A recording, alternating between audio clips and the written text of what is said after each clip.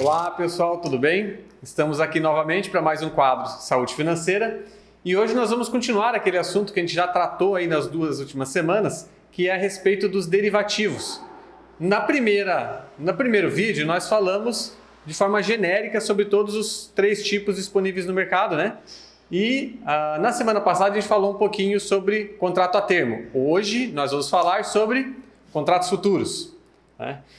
Então pessoal, contrato futuro ele é um derivativo como os demais e portanto ele trata exatamente daquela situação de você fazer eventualmente a vinculação com variação do preço dos ativos, né? Ele deriva de um principal, assim como o contrato a termo.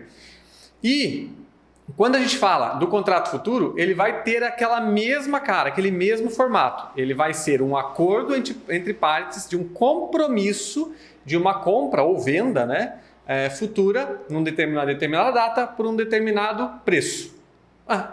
Mas não foi isso que eu falei também a respeito do contrato a termo? Foi. Eles são muito parecidos. Mas existe uma mudança aí em relação ao processo de liquidação. Quando a gente falou do contrato a termo, a gente falou que era um contrato que você não precisava dispor do capital naquele momento, porque você faria o pagamento somente na data futura estabelecida no contrato a termo. Quando eu vou falar de contratos futuros, aí isso muda um pouco de figura, porque é feito, na verdade, eu também não preciso desembolsar o dinheiro na hora que eu faço o contrato, porque o compromisso é futuro. Porém, o contrato futuro, na busca por uma maior liquidez, porque se lembrarem lá do contrato a termo, eu falei que ele era um contrato que não tinha liquidez.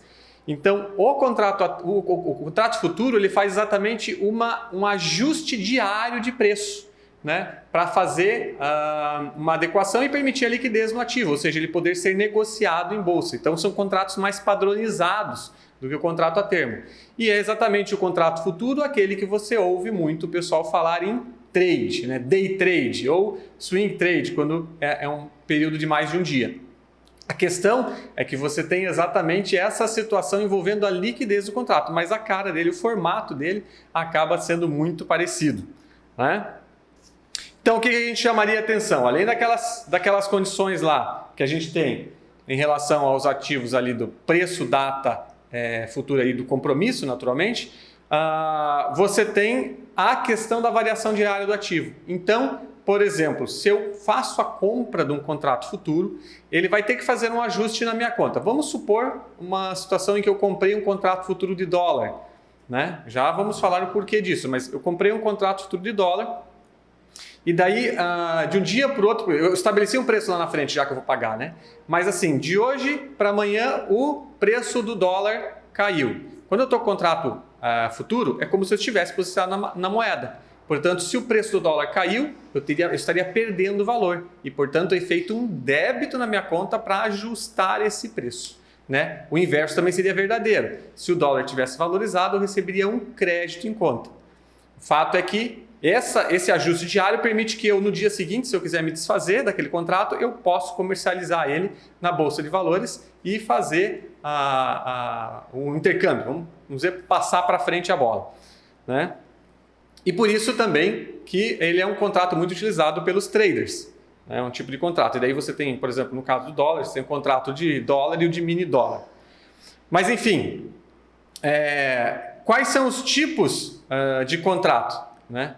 O contrato que a gente vai ter no contrato futuro, né? Os mais comuns, que a gente ouve falar mais, é o contrato de índice, o contrato de dólar, mas você tem contratos de commodities, você pode ter contratos de ações, né? E todos eles se referem a um compromisso futuro, né? Sempre os derivativos vão envolver a transferência de risco. Vai ser a história de alguém querendo sair de uma volatilidade e alguém querendo assumir. Mas em que situação a gente pode ter isso e pode ser vantajoso, inclusive, para ambas as partes? Vamos ver um exemplo aqui, ó. Primeiro exemplo que é quando você vai utilizar, por exemplo, como hedge. Vou utilizar como hedge para me proteger de uma variação de um determinado ativo. Voltando para aquela história em que eu sou, por exemplo, um agricultor, eu tenho uma safra lá na frente, né? Eu fiz o plantio, eu vou levar um tempo para colher. Mas eu tenho os meus custos fixos, então eu quero fugir da volatilidade do ativo. Eu tenho receio de, por exemplo, a safra vir muito boa e o preço do ativo acabar caindo. Então, eu posso já fechar um contrato futuro dessa compra e venda, né? Então, o que eu vou estar buscando enquanto vendedor daquele, por exemplo, soja? Né? Eu vou estar buscando travar um valor para justamente fazer frente aos meus custos. E na outra ponta, eu posso ter exatamente um cara que sabe que vai precisar de soja lá na frente e também está com receio da variação do preço do ativo. E daí ele compra aquele ativo lá na frente. Então você trava para as duas situações. Para mim, porque eu vou estar querendo garantir um preço de venda. E para ele, porque ele vai estar querendo garantir um preço de compra. E daí não vai nos importar tanto a variação ao longo dos dias. Só que, naturalmente, você tem os impactos diários na sua conta. Digamos assim, aquela transferência de risco, né? Por conta da moeda, você vai acabar tendo que transferir. Debitar na conta de um e acreditar na conta do outro, né? É um processo que é feito de forma automática pela Bolsa. Então, o contrato futuro é um derivativo muito interessante para você fazer esse processo de hedge, né? Um importador e um exportador pode trabalhar dessa forma, né? O importador, por exemplo, porque ele quer travar o preço do dólar e não ficar sujeito a variações, a perdas cambiais, né? Na mesma linha do exportador, que ele trabalharia na outra ponta, né? Ele quer proteger a questão do valor do dólar. Ele está com uma expectativa, o exportador, por exemplo, está com uma expectativa de que o dólar vai cair, ele quer travar aquele valor de dólar para não afetar a receita dele. Outra situação que você pode naturalmente usar, que é a que eu falei daí, a especulação, onde o trader vai exatamente tentar especular no mercado a alta dos ativos ou baixa dos ativos, né? Seja ele dólar, seja o próprio índice, né? Através dos contratos de índice, ou algum outro produto, uma commodity ou ação, né? Então você pode ter essas alternativas. E, como eu falei, o contrato futuro ele é mais padronizado na bolsa e isso permite a liquidez para ele. E como é que eu posso operar daí? Naturalmente, para eu comprar, eu não preciso ter o dinheiro para comprar o contrato, mas eu vou precisar ter a capacidade de garantir aquele ativo ao longo do tempo ali. Por isso, os débitos ocorrem diariamente para ajustar o preço. Ok, pessoal? E a última alternativa que também pode ser usada é a arbitragem.